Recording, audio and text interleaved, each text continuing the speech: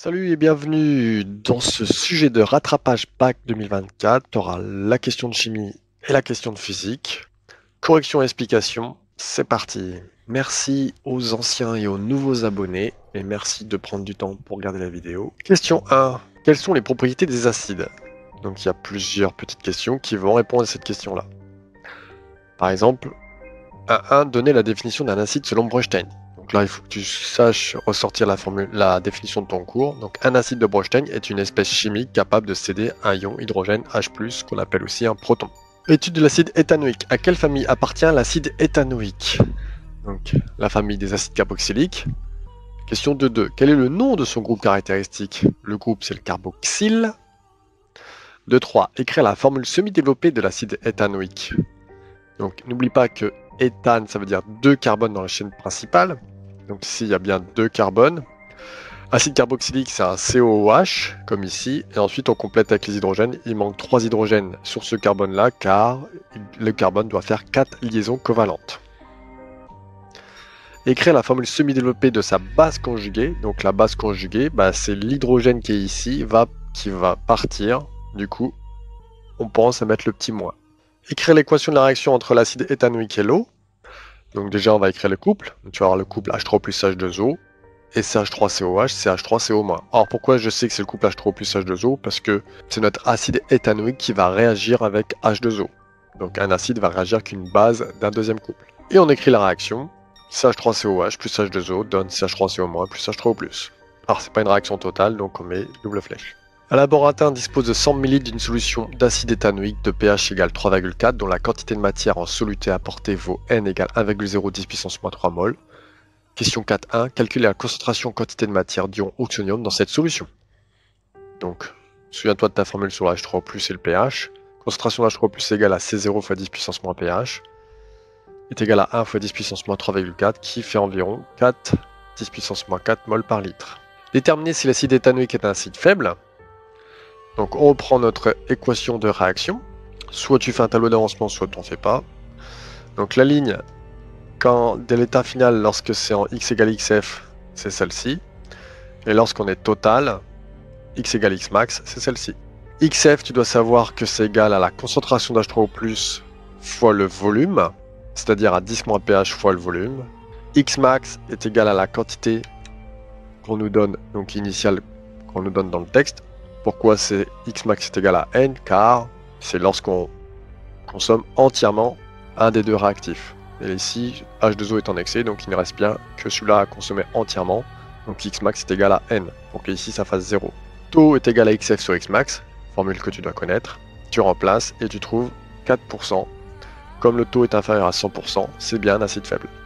Question 5, question un peu plus technique. Un élève en pharmacie veut analyser une solution aqueuse d'acide. Il ressort ses cours de terminale et découvre le graphique ci-dessous. Le graphique a été obtenu suite au titrage de cet acide éthanoïque par une solution d'hydroxyde de sodium. Quelle technique est utilisée et argumenté sur la technique en proposant un protocole et en légendant le schéma du montage. Alors, il a utilisé la technique du titrage par conductimétrie avec une mesure de la conductivité en fonction du volume. Protocole, mettre 10 ml par exemple dans le bécher la solution titrée d'acide éthanoïque à l'aide d'une pipette jaugée, ajouter de l'eau distillée environ 50 ml, mettre le réactif titrant, c'est-à-dire la soude, dans la burette graduée, verser pour faire apparaître le graphique sur l'écran, trouver le volume équivalent avec l'intersection des droites et donner la relation à l'équivalence, puis calculer la concentration. Donc le schéma à compléter, ça va être flèche du haut, solution titrante de soude, H au moins. Ensuite, tu vas avoir la flèche qui va représenter la burette graduée. Si tu descends, on trouve le conductimètre avec la sonde de conductimétrie. La flèche qui vise la solution, c'est la solution titrée d'acide éthanoïque. Tu vas avoir l'agitateur magnétique, le barreau aimanté, le bécher et le support. La deuxième partie, c'est la physique. Question 2, quelles sont les notions essentielles pour la mécanique et pour les ondes? Pour les révisions de l'épreuve écrite de spécialité de sciences physiques, un élève réalise une fiche de révision sur le thème mouvement et interaction. Complétez et corrigez la fiche de révision de l'élève ci-dessous. Alors, dans la partie qui manque, tu vas voir le système étudié.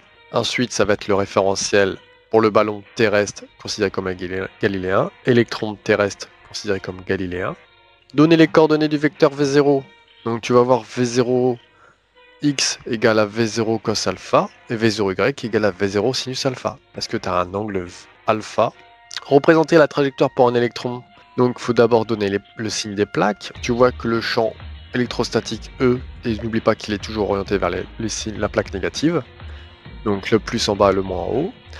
On envoie ton électron vers le haut, du coup ta trajectoire, au départ ça va monter, mais ça va être repoussé par les moins et ça va être attiré par les plus, donc ça va redescendre. Représenter la force exercée par Neptune sur le satellite Triton, donc la force de Neptune sur Triton, c'est la flèche qui part de Triton, qui va vers Neptune.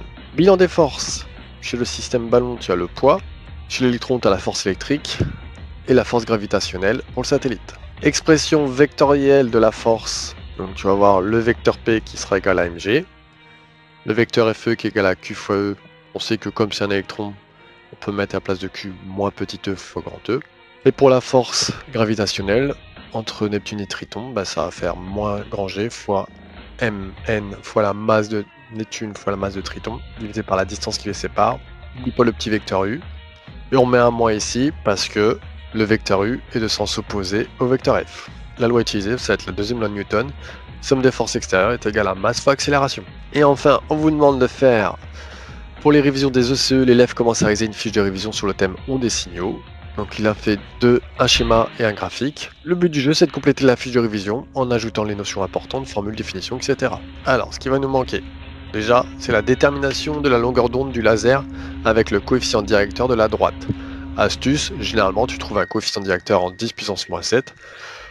Pour le domaine du visible, tu dois savoir que D est la distance fente écran, savoir que grand L est la largeur de la tâche centrale, tu dois démontrer la formule de θ égale à L sur 2D, savoir trouver la droite θ égale à F de 1 sur A, donner la formule de θ égale à lambda sur A, c'est-à-dire que θ est égal à lambda fois 1 sur A, θ en radian, lambda en mètres et A en mètres, l'incertitude sur la valeur, encadrer la valeur expérimentale avec la certitude et les règles de sécurité lorsque tu utilises le laser. Voilà ce qui conclut l'oral second groupe Bac SPSVT sur une question de chimie et une question de physique.